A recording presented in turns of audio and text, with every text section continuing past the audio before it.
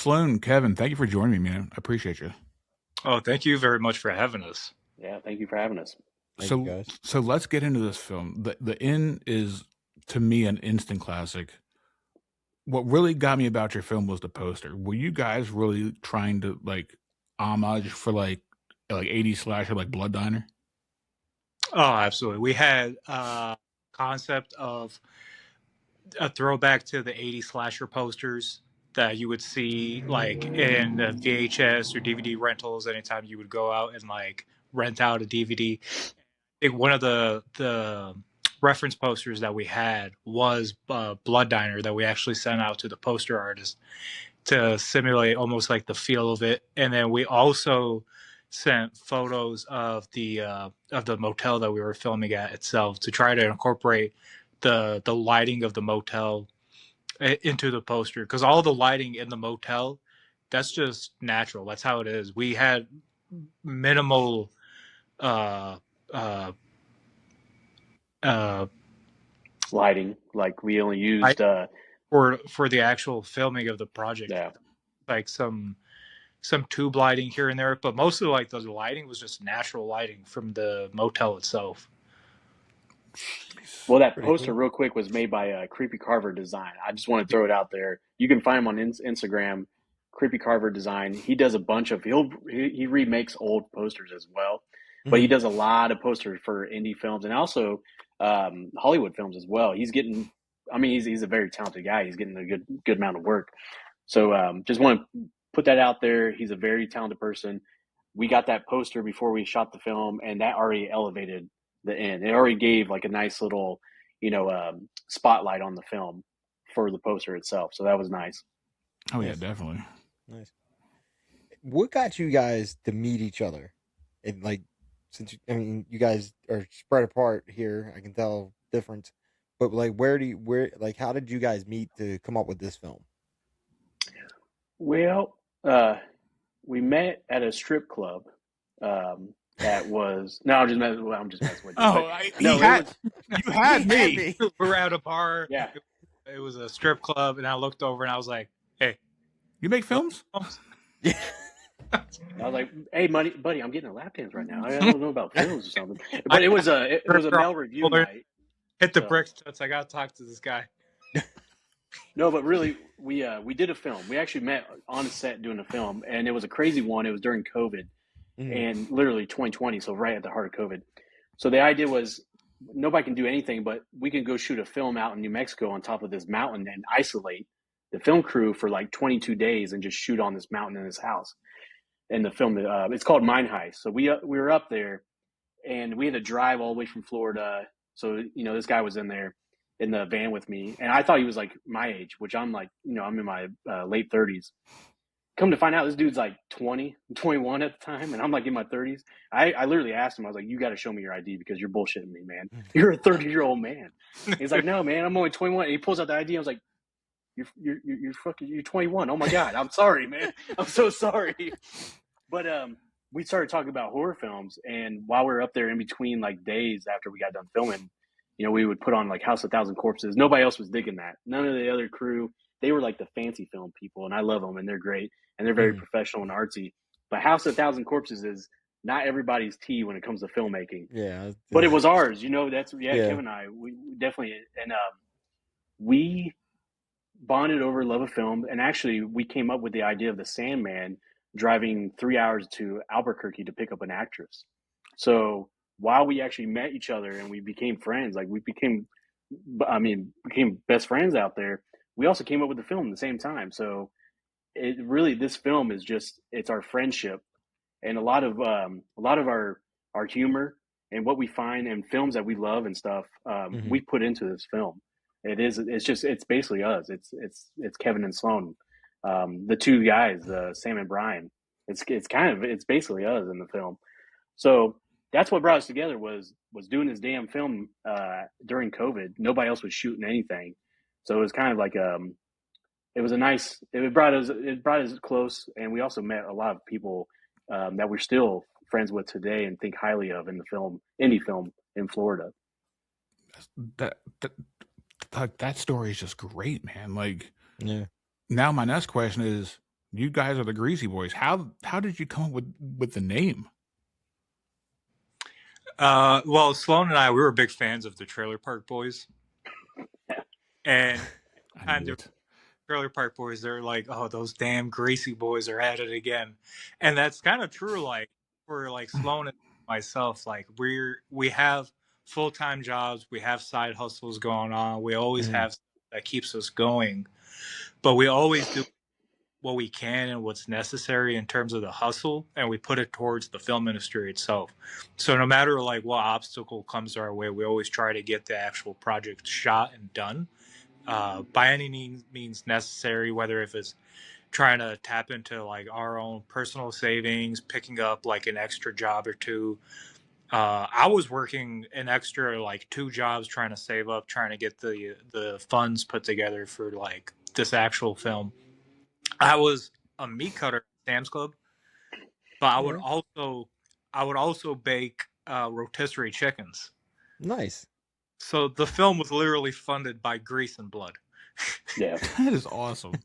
And then I had like a side hustle. I was a apprentice and an assistant at a funeral home, which I still am. I still work at.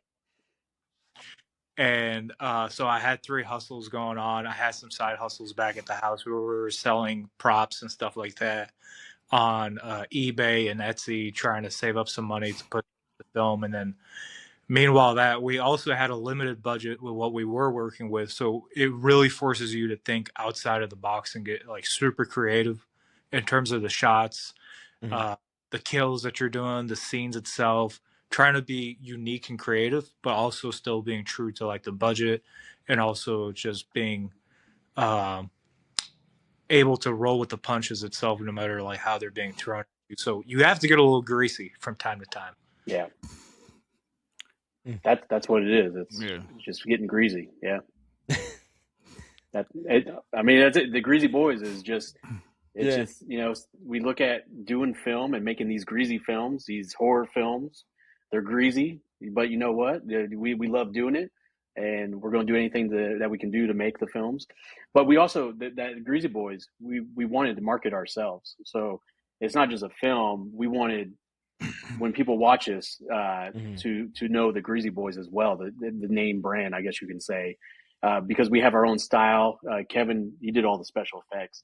He's got his own style when it comes to the gore and how things look. So that's Greasy Boys right there. The N is what you can expect more from the Greasy Boys. It's our style. It's our brand. Yeah. So Kevin, what did you like? How did you shoot this film? Did you what kind of camera did you use to shoot this on? Because I can tell it's like there's like definitely the '80s vibes. Like me and Justin both agreed with that. That it definitely takes you back to like that. The look of it takes you back to the '80s. Yeah. So, uh, Alan Daniels was the director of photography, and he's a phenomenal director of photography. He has a great eye for camera shots. He was honestly probably the most beneficial person to have on that set and behind the camera itself. And then that was all thanks to Frameforge. They're the production company that helped supply us with the camera and the equipment and the lighting itself to get the film itself made. We shot this film on the Black Magic, 6K. yeah, the 6K, I believe. And then I'm not sure what lens we use. I think we just used the standard zoom lens. Okay. They were Sigma lenses, so they were Sigma zoom lenses, just your basic kind of setup for indie. And then it Yeah, was like about a 2 light setup with some tubes. But yeah, the real thing is to give it that look was Dehancer. So editing in DaVinci Resolve, I went in and color graded the film with Dehancer as mhm, well, and it gives it that nice kind of look, kind of retro, kind of grain look to it, but the colors also kind of pop. But it was your basic indie setup for this film, which is a Blackmagic camera and some lighting. And anybody can do that. Anybody can take that camera and shoot, but it takes like the talent of Alan Daniels mhm. to make it look really good. And Yeah. I mean, we could put anybody in there with that Blackmagic camera, but he was able to capture exactly what we wanted for the end. Yeah.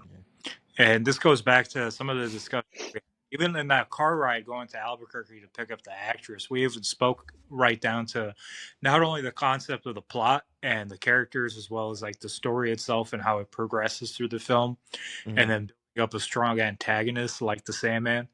But we even dove into creating the ambiance, the feel, the look of like 80s horror film slashers, and how would we do that on like an effective budget that we had. So we came up with the idea of using the black magic because it's a light handheld camera. You could put in you could put in a little cage so you could allow you to maneuver it pretty easily with minimal setup for your next scenes.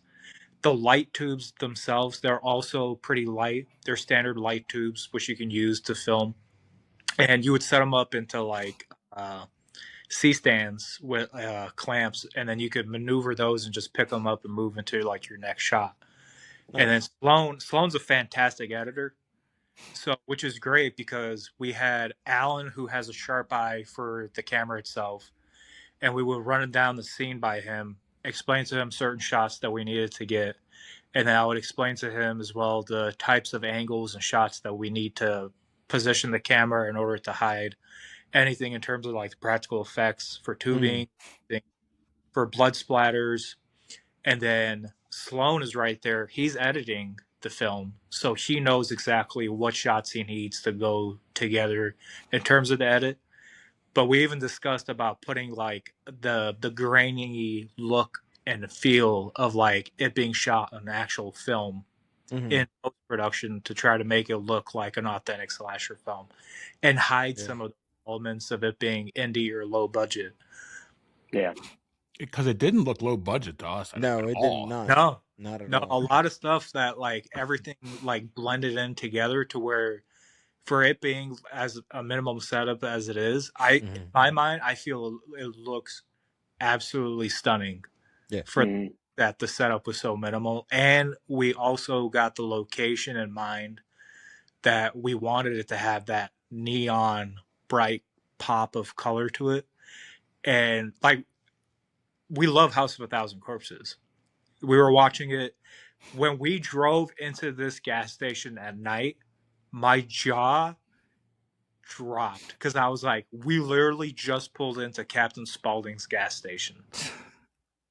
The exterior of this motel looks just like Captain Spaulding's gas station. It has colors, the pop, the vibe. I was like, this is the location. This is fantastic. Because it looked like kind of ran down and dirty from like the outside and stuff. Was it as dirty as it looked? No, not at all. We did a lot of set design. We did a lot of things to try to make it look more like a motel that would be run by an owner, like Sal, who's like kind of a dirtball, like motel owner. So we did a lot of like some set design to it to make it look like that. We even used the motel for the opening scene of the Spring Break Massacre in the pool. Yeah, in the pool. And then whenever we cut it, we just cut it around and shot around it, so we don't include the pool to make it look like a second location. Hopefully it worked. I haven't heard anybody like make a comment about it yet. So now that you said that, I'm like, he didn't show the pool. That's kind of genius if you think about it. Yeah, we didn't show the pool at all. Not the interior of one room, but like we used the motel for both of those scenes in terms of like before and after the massacre, and then afterwards of what happened. That's indie for you right there. We had another hotel and that didn't work out, and what are you going to do? We got to film this film, so let's just make it look like it's two hotels by just utilizing the pool for that and shooting all the exteriors for the palm court for the second half. But if it worked, I'm glad, because that was the biggest worry of this film was, are people going to think this is the same hotel throughout the whole entire thing? And that would actually kill it, because it's got to be two different hotels. But it looks like it kind of worked. So it did work. Yeah. Okay, good. Not me. Because I thought it was awesome. Because the one text I sent to Brandon, I said, "Did they just jump locations without telling us?" And he goes, "I don't know, but if they did, they got me." And I was like, I don't know, but then I couldn't tell because like you didn't like you said, you didn't see the pool. The pool was cut out the whole time. So Yeah. that was like the best part is you cut that out. So then it looks like you guys went from one location to a different to a totally different location. But that was perfect that you guys did it that way. Yeah, and this film takes place in just like I think one full day. Basically, it goes from the massacre at the pool to the morning. Then it goes into the afternoon. You see the diner. You see the guy getting killed by the drifter. And then we go into nighttime at the Palm Court. And then all the killings in the Palm Court happen. Then you get the next day in the morning. So it literally is just one full day. That's all this shit, all this crazy shit happens in one full day. That is of a time jump, basically. So you lied to us, basically. Oh, sweet. Hey, it works. Yeah, no, I mean it worked. It worked. Like I said, you got to get greasy. You know, indie film, you got to just come up with shit on the fly, and that happened about every single day with this film. Yeah, we had to do a lot of just kind of jumping on at the fly and then figuring stuff out. So you still lied to us, though, right? It's movie magic. It's movie magic. It's oh, so you're magic. magicians, all right? I sweet. like that. Yeah, it's movie magic. Magicians, magic. Watch what I pull out my pants for you right now. Hey, not that kind of. That's after hours. You don't want the trick? Oh, okay. Not that kind of show. Now, then we got to charge a premium, and this turns into OnlyFans. We don't need that over here, right? Yeah. So my next question is: when you have a slasher film like this, and it's really heavy on the practical effects, does that slow down the process of the editing and the whole flow of the film? No, not at all. Actually, we have anytime I develop the practical effects for any set or anything like that, I always keep in mind the reset, because the reset and the next take is going to be just as important as to keep up the momentum of the scenes itself. And whenever you're applying this many like kill scenes within a 10-day window, you don't want to keep your cast and crew there for over 10 hours because it's brutal. Sloan and I have done it, and we don't like doing it. So we don't like keeping people there for long hours. A majority of the practical effects I've developed, they're created so this way, whenever you go back and you do a second take, you're able to do it effectively without having to do like a really long reset, re-clean. The blood formula that I develop, a majority of the blood formula that we have, the base of it is all washable. It's a detergent base, and I have this powder that you can add on top of it, and it will coagulate the blood and turn it into like a slime. You know, like the slime that those kids play with. Yeah. And then you just wipe it off, and then wipe off the residue, and you can just go into your retake, like your next take. That is fucking genius. Yeah. So like a lot of the practical effects, like when the guy gets split in half, that's basically just a dummy that we had. It's been cut in half. I put a bunch of slime blood on the inside of it. But whenever you put it together, the piece line perfectly to where it closes the seam. Oh, nice. Yeah, and then you can basically just open it and close it, and then open it and close it again.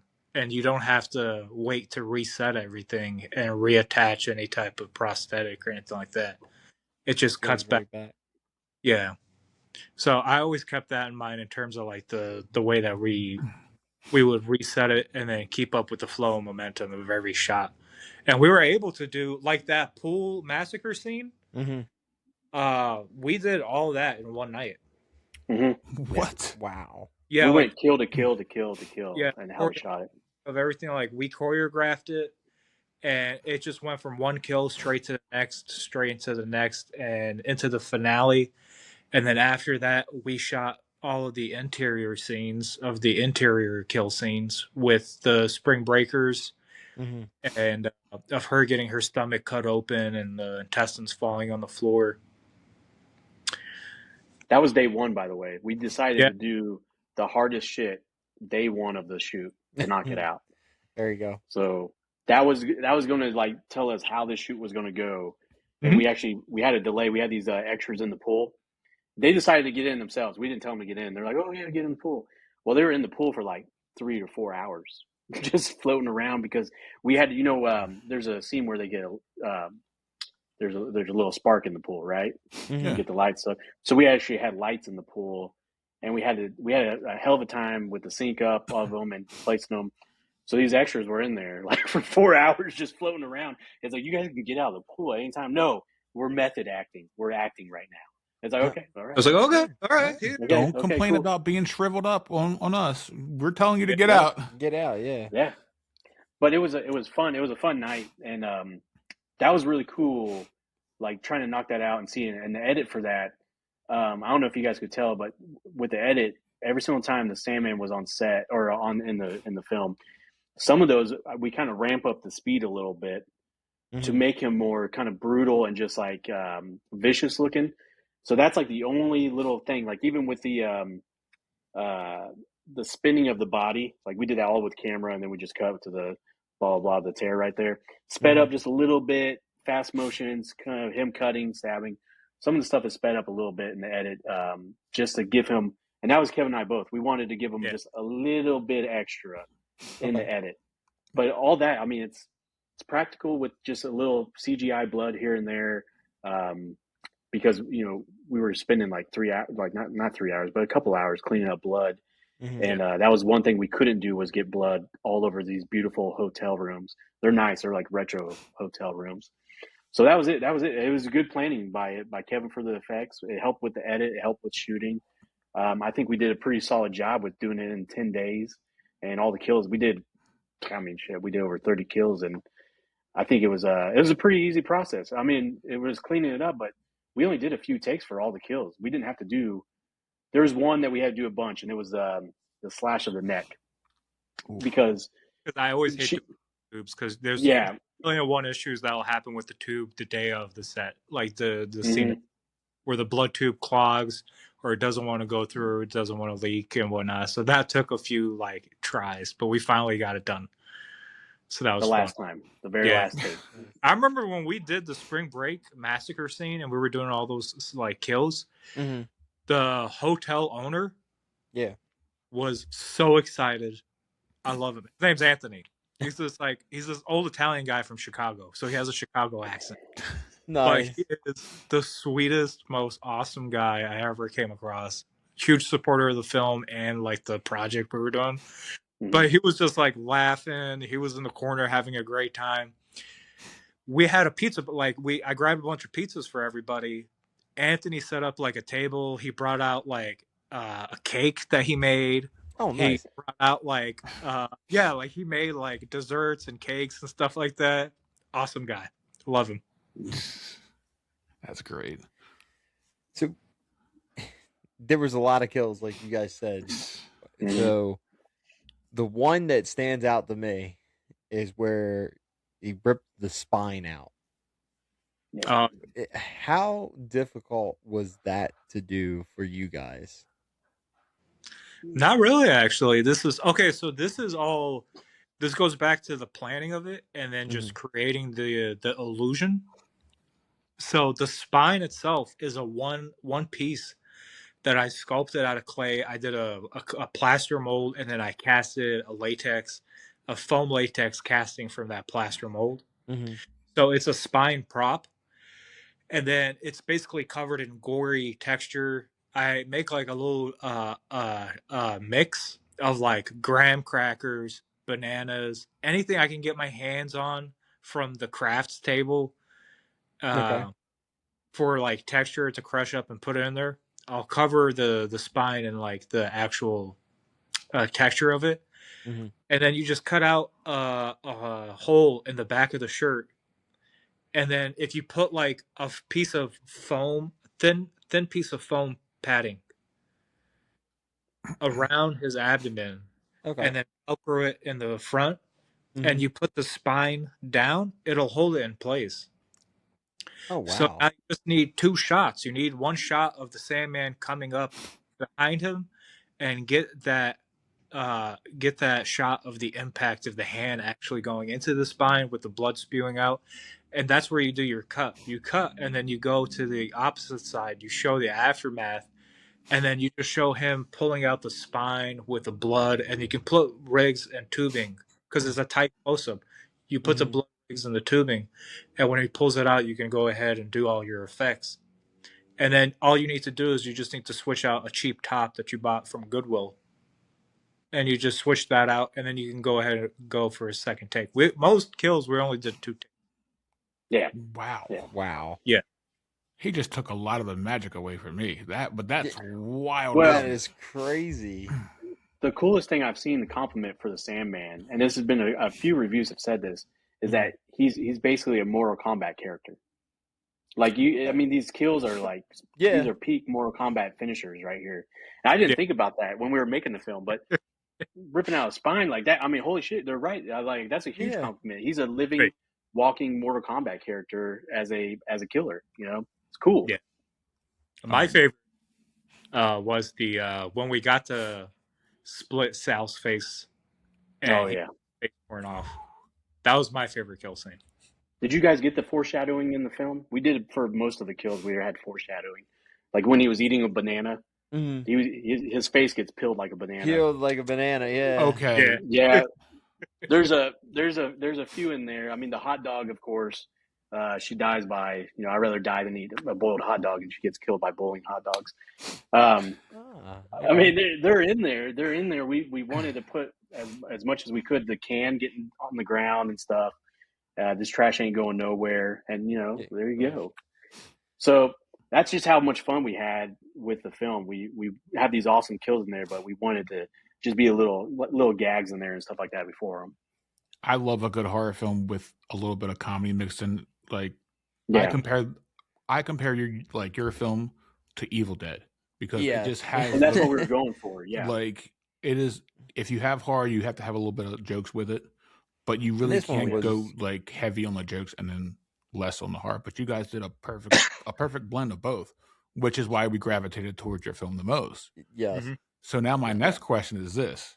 When you guys were writing the film, did you already have like a look of the Sandman already in your minds?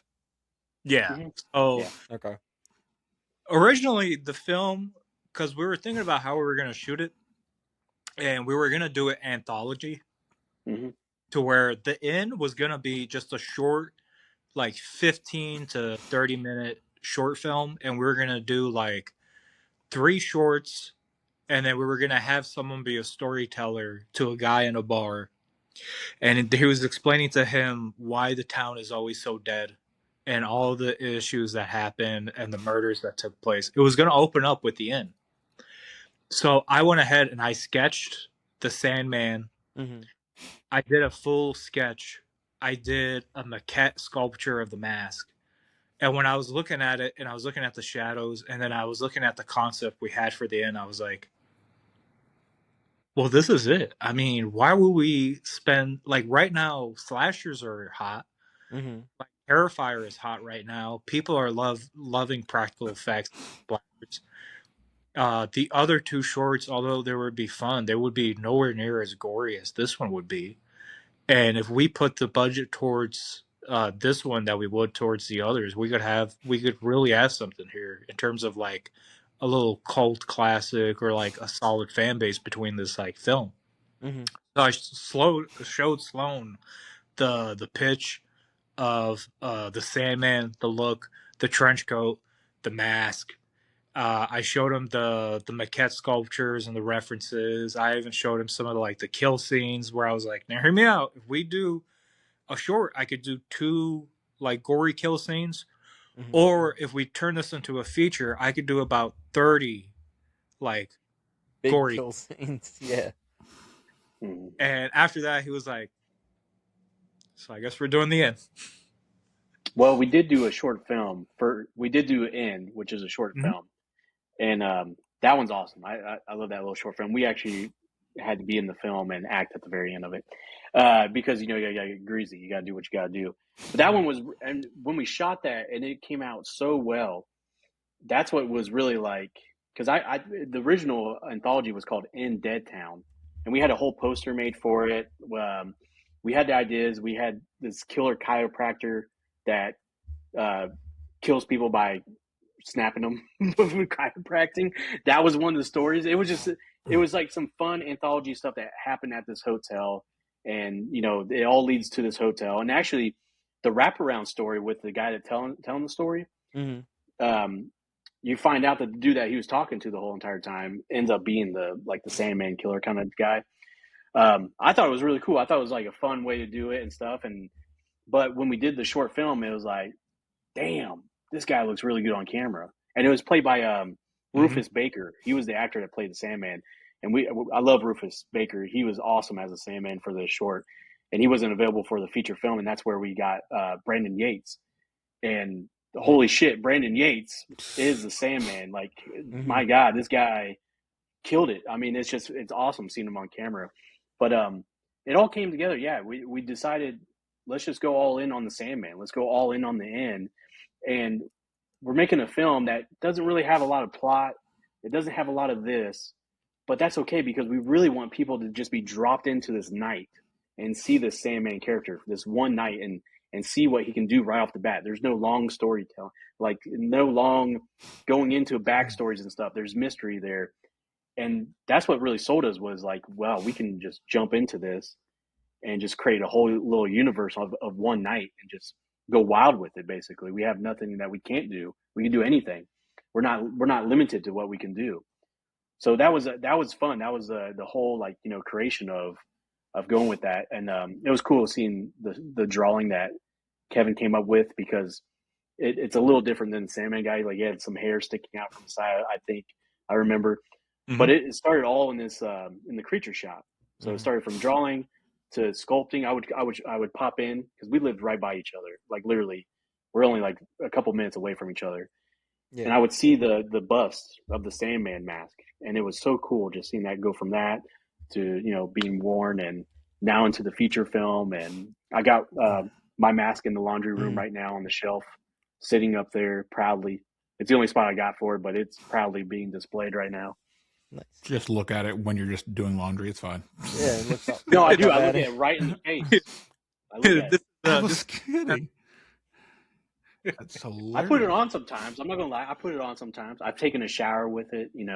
Take a shower. It's kind of like a kink for me right now. I'm not gonna lie. Okay. Kind of Okay. I love this guy. This guy's great. Whatever floats your boat, man. It floats my boat. It keeps it floating. Yeah, I get calls from his wife where it's like, this damn mask. He just won't take it off.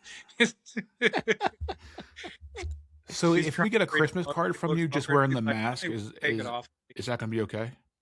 You're going to get a Christmas card because we already have this of Kevin and I in a hot tub together, and it says Merry Christmas. We already have the Christmas card, so if you guys want it, am I right, Kevin? We already got the damn Christmas. We'll send you a Christmas card, but we're in the jacuzzi. It's a Merry Christmas from the Greasy Boys. We'll give it to you. It looks like we're about to drop like the hottest album. You remember the Fat Boys? Yes. Yeah. Oh man. Like Fat Boys about to drop the hottest album. We got you. We got you next Christmas. Don't worry. You and Brandon, we got you guys. All right. I'll look forward to it. I'll put it right on my refrigerator. It'll be right on my front. Yeah. I'll take right a picture on. of it, post it on my Instagram. It'll be on my refrigerator for. I'll post it. I'll support this film till the day I die. I don't give a fuck. There we go. Yeah. Oh my god. So my next question here is that the famous question here is Justin likes to ask this question a lot. Are we gonna get a sequel? Sloan and I have actually been working on a sequel for this film before the release. Okay. Yeah. In a couple of years. Yeah, well, we definitely have. So the first film was basically showcasing the Sandman, and we showcased like somewhat of like his capabilities, the lore of the Sandman, and leave people wanting more. If they want a sequel, they want to know a little bit about the background of the Sandman and whatnot. I like in the original Texas Chainsaw Massacre, they just threw Leatherface at you and was like, "Here's this crazy guy." We don't need a backstory all the time. Yeah, you don't always need a backstory. Yeah, not all the time. And we won't focus too much on the backstory of the Sandman, but we will include at least something, a part of the Sandman that makes him a lot more interesting, a lot more supernatural. We want to do a Halloween-themed movie and basically have, without spoiling too much, we want people to try to profit off of the crimes that the Sandman has committed. And by doing this, they're going to be creating a haunted house similar to the original massacre that happened. Okay. You got me in the door already. Yeah, we're going to fast forward a little bit, but it's going to be lore. I think with this character, there is no backstory really. It's lore. It's like he's got so much stuff going on. I mean, the mask itself is its own kind of identity, which is really cool. I thought that was like one of the coolest things that we did for the film was it's not just this killer, but it's the mask. Like for horror fans, masks are like the holy grail. Yeah. So why don't we make the mask kind of its own character as well a little bit? We give it a little bit of life. We give it a little flavor. And it's kind of unique to it. So I really do like the lore that we could go with the Sandman. And the cool thing about this film is like we have been talking about where to go with it for a couple years now. And that's what's kind of awesome is like we kind of already have it kind of figured out what we want to do with it. But we really want to do a lot with it, I guess you could say. Like we didn't go safe with the first film. We really don't want to do that again, or not again, but we don't want to go safe with the next one either. We want to really, really give it more Sandman, more to the horror fans, basically, I guess you could say. So whatever that looks like, we are going to do a sequel, but we really want to make sure that we give it the best that we can for the Sandman character. That's the biggest goal, or we don't do it. You know, it's got to really work for the character. Just tell me where to throw my money at.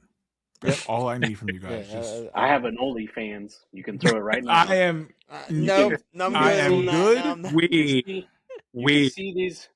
Oh, you got sponsors or something? My bad. I was going to flash you, but I didn't know if you had sponsors or anything. There is no sponsors here. It's fine. Okay. But we're not going to be sponsored by OnlyFans. All right. No, I'm good.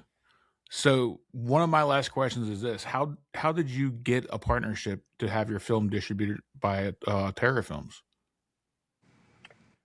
Well, actually, Kevin and I, we talked. This is one of the things. This is actually hilarious too, because on Kevin's door on his wall, I don't know if it's still there, he has like a poster size like drawing, and it's a roadmap for the film, and it literally has everything laid out for the film. So every time you open up that door, I said I'm a little crazy like that. Where it was, I literally like a plan in place, and it's like okay, it's literally like everything's labeled, everything's like make the film, conceptualize, get contracts with X, Y, and Z, make millions.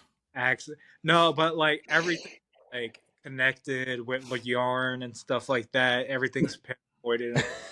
We have distribution, and then lists of distributors to look into, and then access of like video on demand and advertising video on demand and stuff like that. So it's just a crazy thing I do, but I do it for a lot of projects that I'm a part of. So, but it worked on that. Yeah, because we were going to do, but we were going to do self distribution there for a little bit, because we really wanted to study it, and Kevin deep dived into it. We both looked into it, and we actually we thought if we went through all this hell for this film, because we hit roadblocks after roadblock, we had to push the film back a whole year. We went through a bunch of shit with the film, and it actually took a lot out on us too, emotionally, physically. I edited this film for like a year, and also I lost like half the film one time. I had to edit halfway done, and the hard drive got corrupted on me. So by that I lost what I had on the timeline. I couldn't re-get the timeline, so I had to re-edit the film. Luckily, we had everything backed up on a drive on the whatever. But the film took a lot out of us. So it's like, at this point, why not get distribution? Because we've done so much with the film. It's taken so much out of us. It would be a disservice to not explore that and see what we could get. And we sent the film off, and we had a few hit us back. But when we talked to Joe from Terror Films, he's a horror fan, but he's also a creator as well, and it Mhm. just resonated with us. Like, this guy is who we want to have the film. We want terror films because they're horror. They're indie horror. They get it. They understand it. They understand our film. They know what we went through and what we're trying to do. So that's why we went with terror films. And honestly, it's been awesome because the reach that we've gotten and getting on Tubi and where it's all spread out, it's amazing what distribution has done to help the film. And we could only do so much, Kevin and I. It's just two greasy guys. Yeah. We could probably do something, but it would be a disservice to the Inn and the Sandman character, all the actors and the crew, if we didn't try to get this film out to everybody in the masses. Jeez. Nice. We've done a lot of terror films, and I know that they get it. Like, they understand their Yeah. assignment. Like, Oh yeah. because we did, I think we did Meat Hook. I don't know if you guys see Meat Hook. Yeah. They were really nice with us. Like, I have a special place in my heart for terror films anyway. Like, I'm just glad that they're just living up to, like, just giving everybody 100%, because we know a lot of blood, sweat, tears go into films. Oh yeah. Oh yeah. All right, Brandon, let's wrap this up. We gotta ask them the question, because now I gotta know their answer. Yeah. So this is the famous question we ask everybody, actors and everything. So if you guys had a budget, unlimited budget, what would you guys do with it? Would you make a remake, or would you make an original movie? We would definitely make an original movie, actually, because if we had an unlimited budget outside of the Inn, there's a creature feature that Sloan and I would love to do. We have a couple in mind that we would love to get done. Okay, so the first one is called Camp Carnage. It's a creature from the Black Lagoon meets 13th. It's a swamp monster. Okay. Kids are sent to an abandoned camp, their juvenile correctional facility, and they're basically fixing like this camp to bring it back to like standards for the community.